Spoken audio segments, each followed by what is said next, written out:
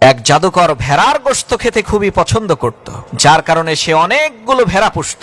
সে কয়েকদিন পর পর ভেড়াগুলোর মধ্য থেকে মোটা তাজা দেখে একটা ভেড়াকে জবাই করে সেই ভেড়ার গোশত রান্না করে খেত।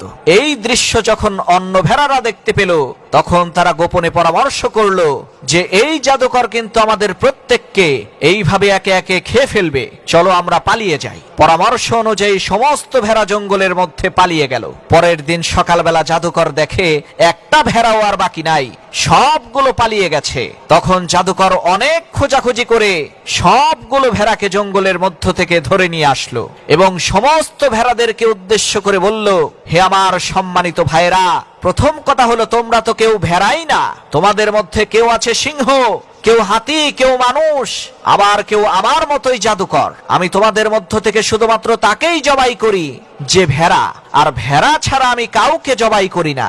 জাদুকরের এই কথাটা সমস্ত ভেড়াই বিশ্বাস করলো।